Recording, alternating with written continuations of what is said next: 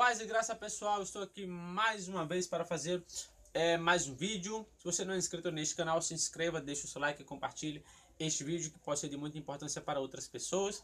Se você tiver interesse em estudar a língua grega, a língua hebraica ou teologia à distância, é só falar comigo, beleza? Aqui está na descrição do vídeo tanto o meu Facebook quanto o meu WhatsApp, caso você queira se comunicar comigo, certo? Vamos ao vídeo, é o seguinte. Esse vídeo, né, eu pretendi fazer ele porque tem algumas pessoas que defendem essa teoria do qual eu vou falar agora. Essa teoria ela é chamada de teoria do gap, ou teoria da lacuna, ou teoria do caos, né?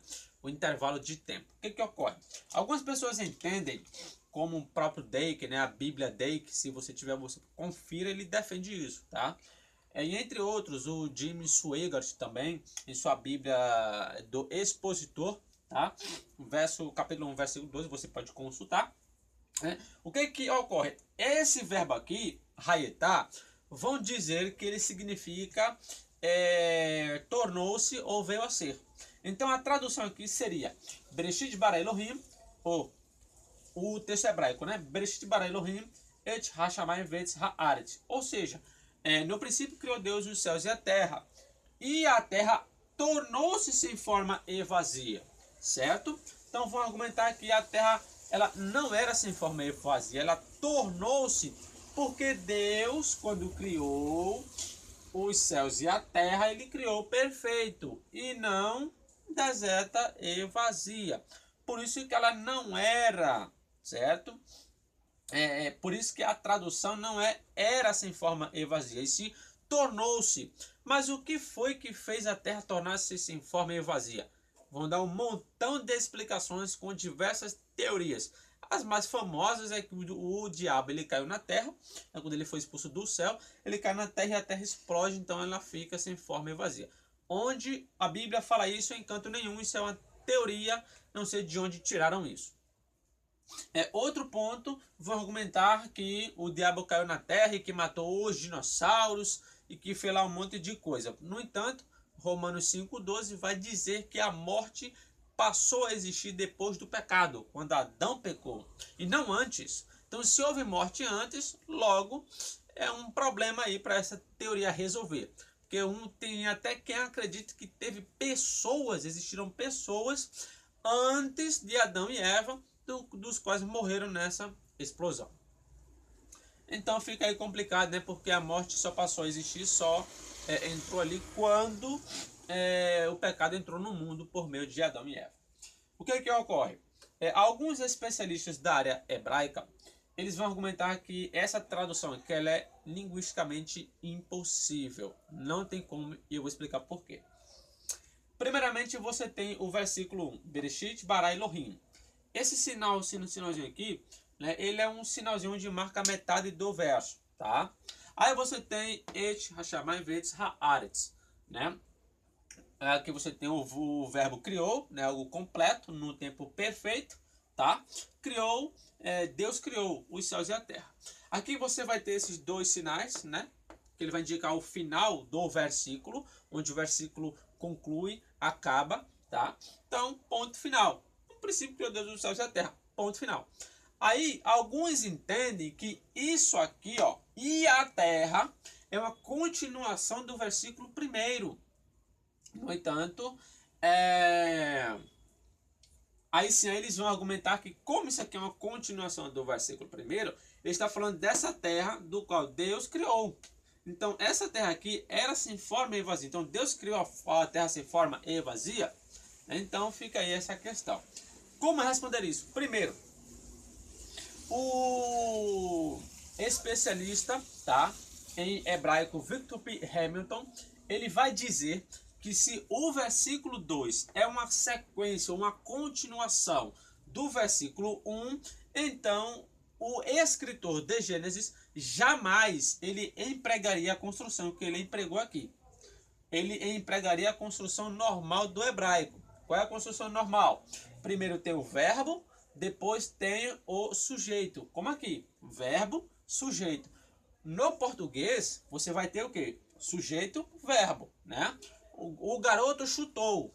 Então o garoto chutou. O garoto é o sujeito e o verbo chutou. Né? Então aqui no hebraico é ao contrário.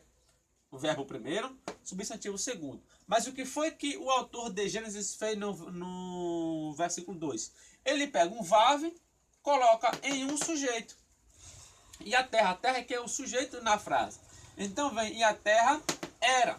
Então ele diz que se o versículo 2 é uma sequência do versículo 1, essa construção aqui não existiria, ele não colocaria. Ele iria colocar a construção normal, que seria verbo mais vav mais substantivo. E não substantivo, e não vav, substantivo e verbo, como ele empregou aqui. Então ele vai comentar que é linguisticamente impossível você fazer essa tradução como tornou-se, porque não é uma sequência do versículo 1. O versículo 1 ele acaba aqui, indicando que Deus criou os céus e a terra, ou seja, o verso 1 está fazendo uma afirmação que Deus criou, que ele completou os céus e a terra. Só que o verso 2 em diante, ele vai começar do primeiro dia. Como foi que Deus criou? Porque Deus não criou a terra em um único dia. Deus criou a terra em uma sequência de tempo. Foram 7 dias. Alguns entendem que esses dias não são literais, que são eras, que são tempos, enfim. Então o que ocorre? Ele vai dizer que o versículo 2 não é uma sequência do versículo 1. Logo a tradução aqui não é tornou-se, não é era, ou não é veio a ser ou tornou-se, sim era. O especialista em hebraico Derek Kidler, ele faz um comentário basicamente dizendo aqui a mesma coisa.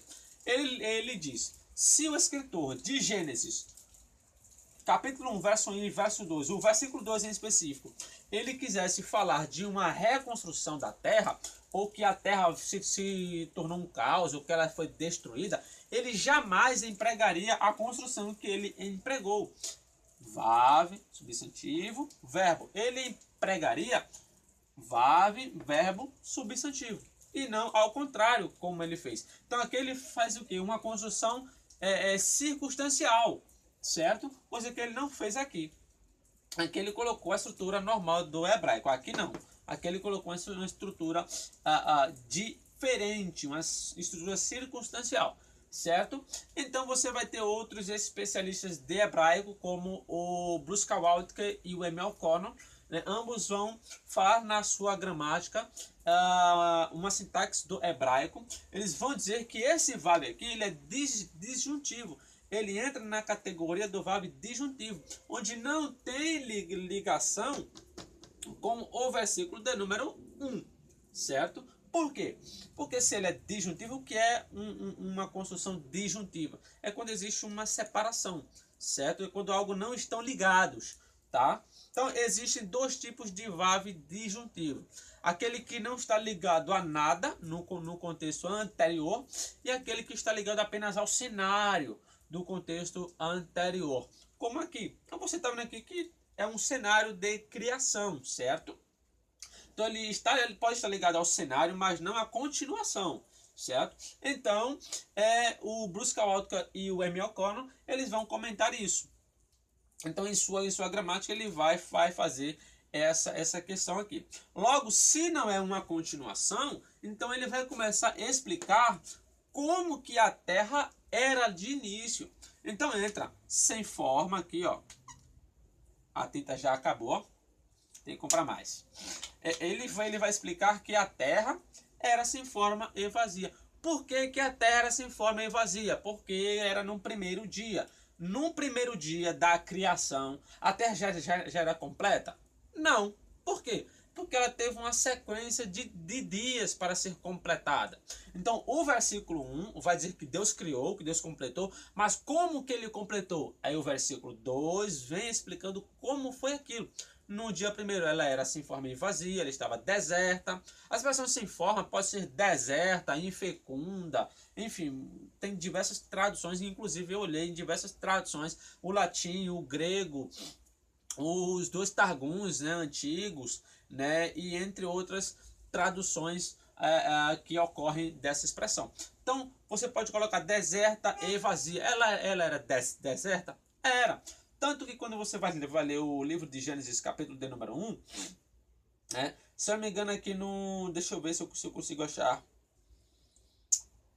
Verso 11 fala assim: e Deus disse: produz a terra erva verde, erva que dê semente, árvore frutífera que dê fruto segundo a sua espécie, cuja semente está nela sobre a terra. E assim foi. E a terra produziu erva dando semente conforme a sua espécie, e árvore frutífera cuja semente está nela conforme a sua espécie. E viu Deus que era bom, e foi a tarde e a manhã, o terceiro dia. Então, o terceiro dia, Deus criou o quê? Deus começou a criar as plantas, ervas, né? Então a terra começou a procriar aquilo. Então quer dizer que isso foi no terceiro dia. Então quer dizer que num segundo dia não existia isso. Então ela era um deserto. Ela estava vazia, concernente a isso. Então quando Deus faz isso, então elas começam a nascer, então elas começam a se preencher. Então por isso que a terra era sem forma, ela era deserta, ela era vazia, porque no primeiro dia ela não estava completa. A terra teve uma criação de 7 dias, teve uma sequência. Então no primeiro dia Deus faz uma coisa, segundo dia outra, terceiro dia outra, quarto dia outra, quinto dia outra, sexto dia outra, até concluir. Então veja que a terra, se você ler o Gênesis capítulo 1 inteiro, ele está falando de uma sequência na criação. Então, Deus criou os céus e a terra assim. Como? Então, lê dos versos 3 em diante. Ele vai dizer como é que foi. Aí, quando chega no verso final, fala da conclusão da terra. Então, entra aí o Gênesis 1. Deus criou a terra. Então, ele criou a terra passo a passo. Por isso que a teoria do Gabi não cabe aqui. Porque se ela coubesse aqui, temos muita coisa estranha. Por que Deus precisou fazer sol, lua e estrelas num quarto dia?